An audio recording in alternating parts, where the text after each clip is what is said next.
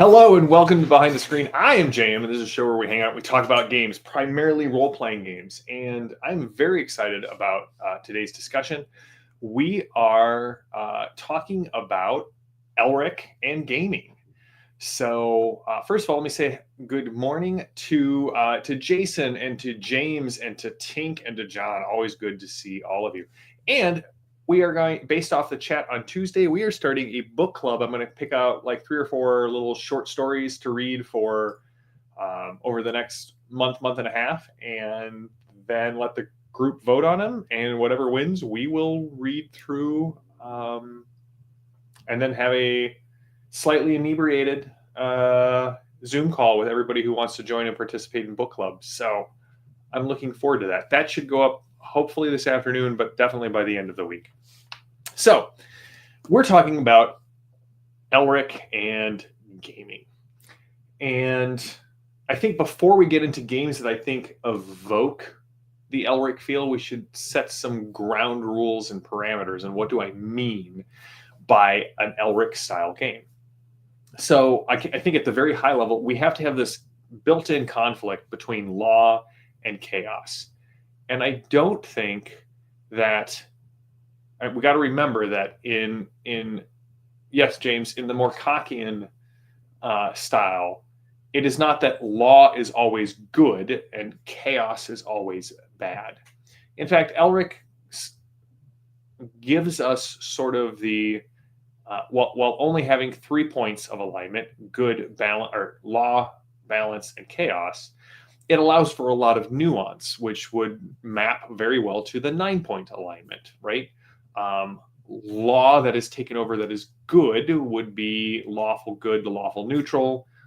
Law that becomes tyranny and stasis is kind of lawful neutral to lawful evil.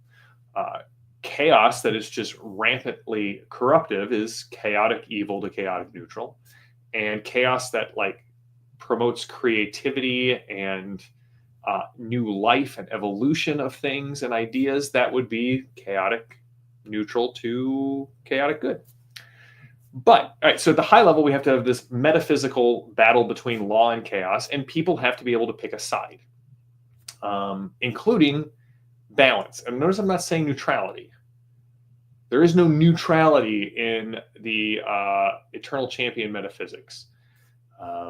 Balance is the way of having just enough law that everything works the way it towards its best purpose, and just enough chaos to allow things to grow and change.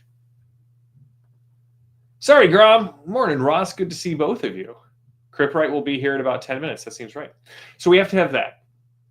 The next tier down is, and this is pretty ubiquitous in all sword and sorcery style games.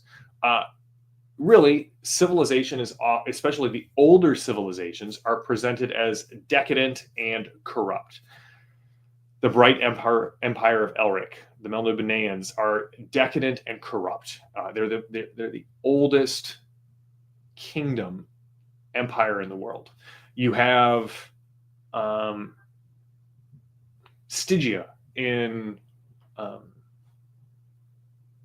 Howard's Conan. Decadent and corrupt, definitely the oldest empire, if you will. And the newer kingdoms that have risen up, so the older kingdoms are more aligned with chaos, and the newer kingdoms seem to be more aligned with law. What's interesting, this is kind of an inversion of what we would see in kind of the high fantasy genre, where older is always better, older is always more stable, older is always out of the reach of the younger kingdoms. And the younger kingdoms are lesser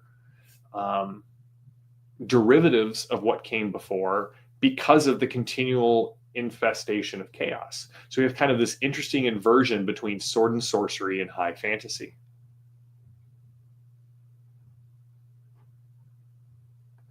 Yes, Jason, I can see that. I do think balance would have been a better term. I think people would be able to understand it more. I know some people play like true neutral in this very rigid, if I do something lawful, I have to do then something chaotic. And if I do something evil, then I have to do something good. And that's no one operates like that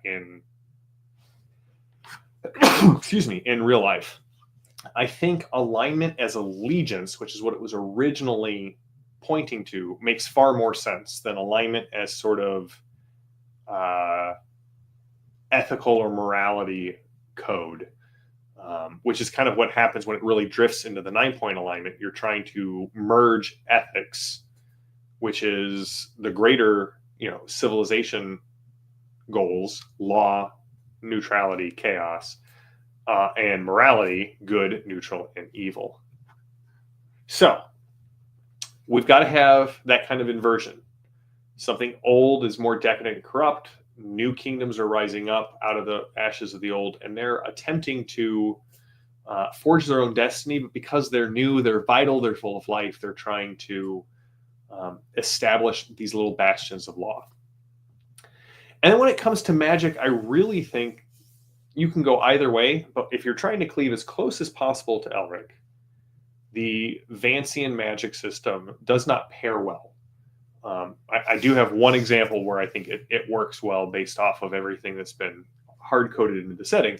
But really, magic in Elric's world is all about pacts with elementals and spirits and demons, fey creatures, that sort of thing. And so I think we need to make sure that, the games that we're looking at, if we want to truly emulate an Elric style, we want to go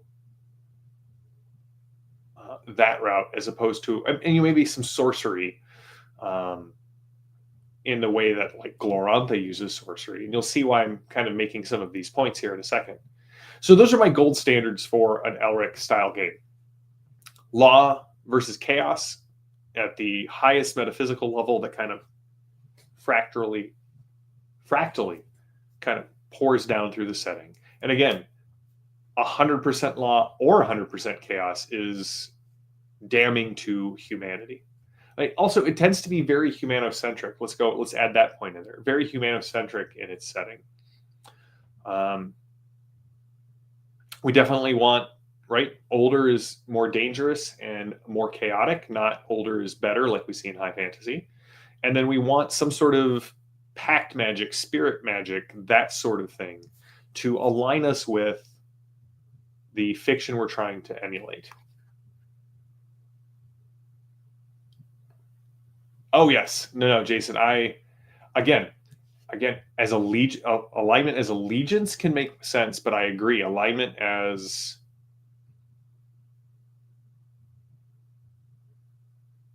character morality. No one works like that, which is why I prefer the Palladium alignment system.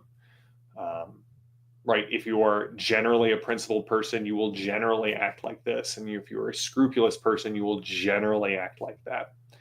All right, so for me, I got 2 gold standards and then two gold standards, 1 silver standard, and then 1 honorable mention in games that I think really emulate this Bright Empire, Young Kingdom, Melnibonean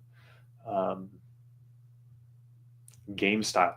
And unfortunately, the first of the gold standards, good luck. I got my copies at Chaosium Con. You can find them at Noble Knight. You can find them on eBay, but actually finding these in the wild is basically impossible. You can't get PDFs of them because Chaosium doesn't have the rights to them anymore. And I am, of course, talking about Stormbringer, and I have the first edition box set right there. And this kind of is my gold standard. And the reason it's my gold standard is it's the one game that had the license and the sign off by Michael Moorcock. And the people who were writing this game were clearly in love with Elric and attempting to recreate the fiction in the fantasy setting. And so, yes, you have obviously the law versus chaos hard-coded into the setting. You have the fact that mainly you're playing humans. There's a couple of non-humans, mainly Melniboneans. You have very dangerous combat. You have magic that is based off demons and summoning and then sorcery. So you have rules for summoning demons, summoning elementals. Yeah.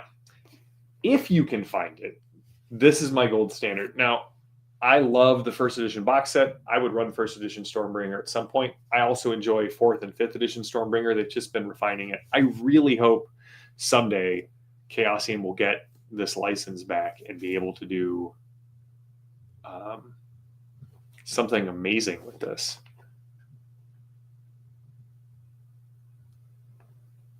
Hey, super glad to have you join us here. Let's see, you missed part one and just tuned in. You've been tinkering with the Young Kingdoms for 40 years now. That's amazing.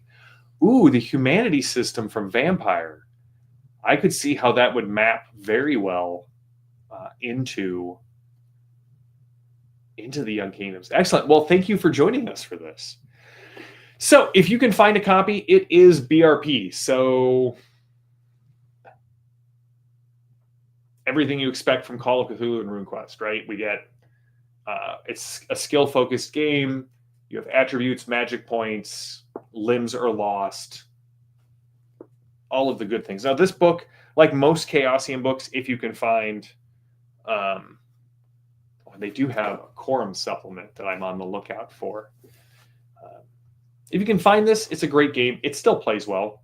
It is originally retailed for $30. I think I got mine for $50. I think you can get them for about $50 or $60 on Noble Knight, if that's your jam.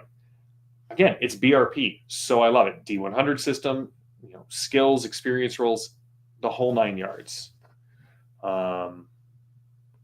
If you can't and would like something that's actually in print, the other gold standard game for me, and it's a much lighter game than BRP, right? BRP,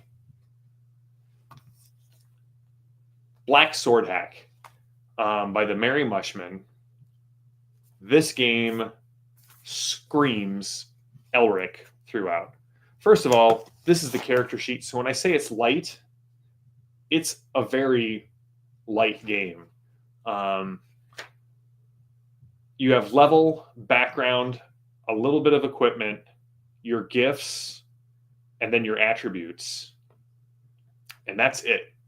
Everything in this game is a D20, roll under your attribute. And when I say roll under, if your attribute's a 14, if you roll a 14, you fail. So this is really roll under the attribute. And you roll to attack, roll D20, add your bonus, do your damage die. Roll to parry when the monsters attack you. Bonus or penalty being the difference between your level and their level. So if you over level something, you get a bonus to hit and parry. If the creature's tougher than you are, you take a penalty to attack and parry. And you get hit points. You have a doom die that powers a lot of things. Making characters for this game is super easy. You pick a origin, you pick a background, and that's really all you do after rolling your stats. So your origins are barbarian, civilized, or decadent. In your backgrounds, you get to pick 2 that are tied to your origin, and 1 can be from anything. And those origins give you, those backgrounds give you access to magic. And, well, let me say not magic, special abilities. Because there are several types of magic in here. There are demonic pacts, highly evocative of Elric and the Young Kingdoms. Spirit alliances, also highly evocative of Elric. Sorcery, rune weapons, fairy ties, and twisted science. So fairy ties feels very much like Corum, and twisted science feels very much like Hawkmoon. And one of the other great things about this game, so if you pick sorcery, you don't get to pick your spells. You roll randomly for your spells. And there are 50 spells in the game. And once you roll randomly and some of them are like, all right, so Dream Guardian animates a doll, puppet, or stuffed animal that stands guard for you while you sleep. It screams if it sees someone you haven't designated as a friend. It does not work during the day. And basically you get 1 free spell, or you roll under your intelligence to cast a spell. You get 1 free use. Every time after that, you have to roll under your intelligence if you with disadvantage.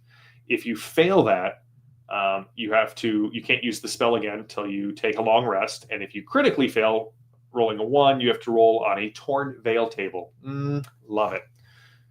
But, right, 50 spells. So maybe John's Doom is like, well, I really want to learn Soul Eater.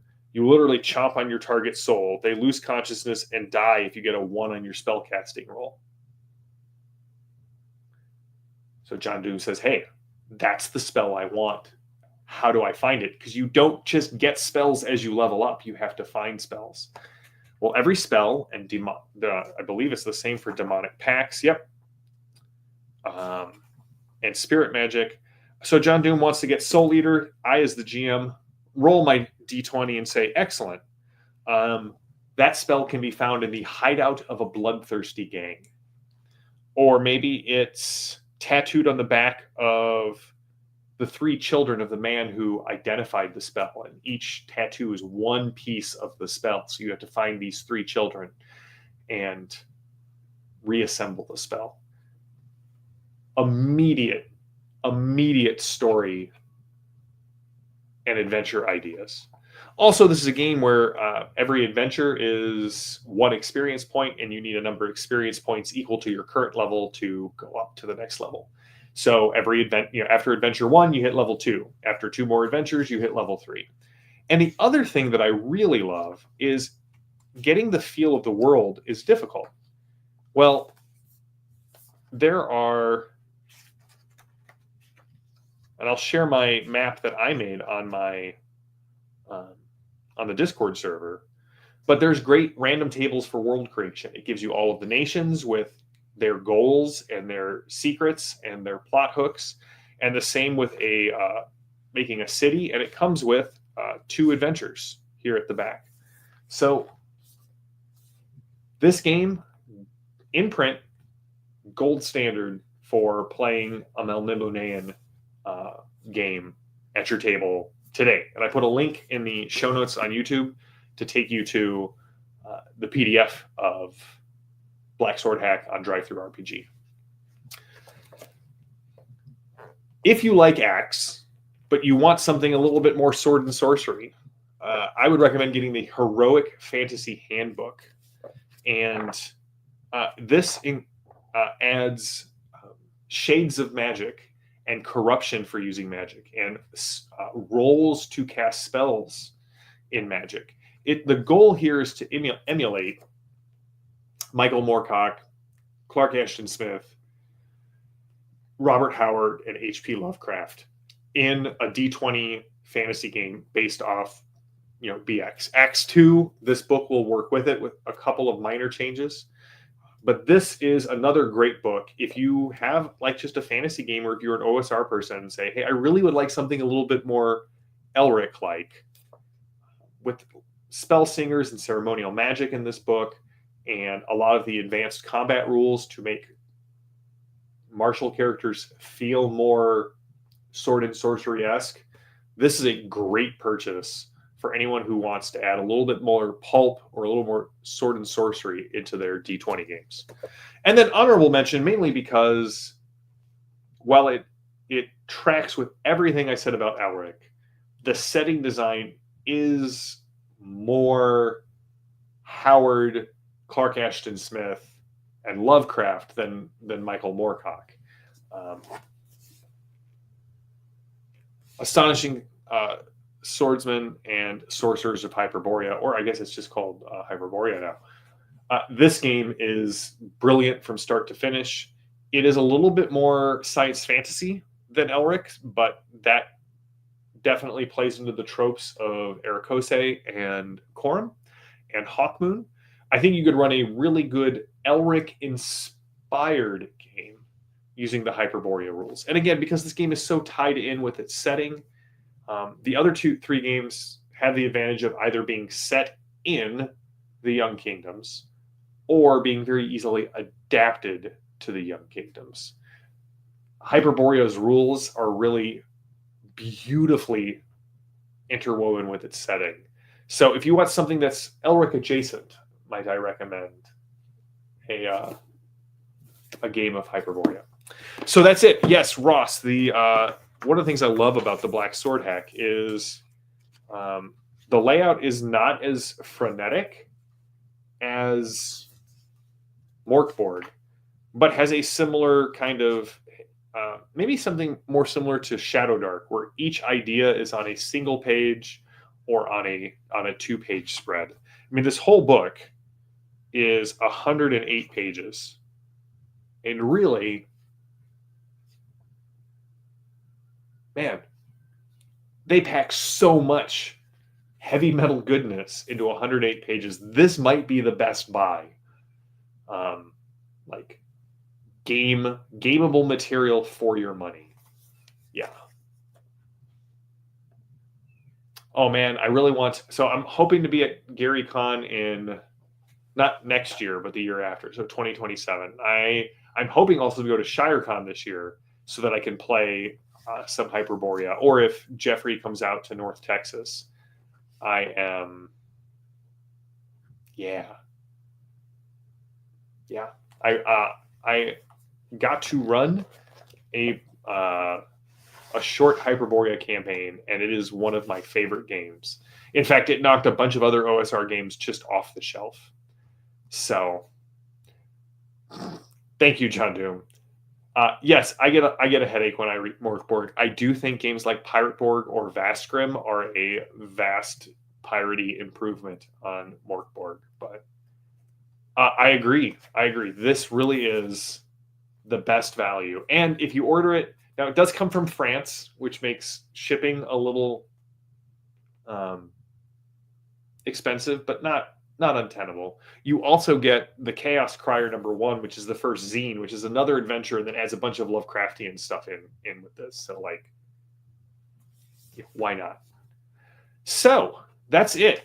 That is my recommendations. Those are my recommendations. Let me use grammar. Those are my recommendations for putting together a Elric game, what systems we could use. I think next week we're going to talk a little bit about the Elric stories and possibly what would make an adventure feel very much like Elric. And then I do want to do a whole discussion on rune weapons. Yeah, because rune weapons are something that I love out of Palladium and definitely have their heart and soul based around Stormbringer. So, until next time, stay safe, stay healthy, stay gaming, and if you need a little bit more Elric in your life, go listen to Black Blade by Blue Oyster Cult. So, until next time, I am JM. This has been Behind the Screen, and I will see you all later. Till next week, everybody have a good one. So glad that you found us. Welcome to our very merry Melnibonean Midwinter, which just the more I say it, the more it just rolls off the tongue. All right. Until next time, have a good one, everybody.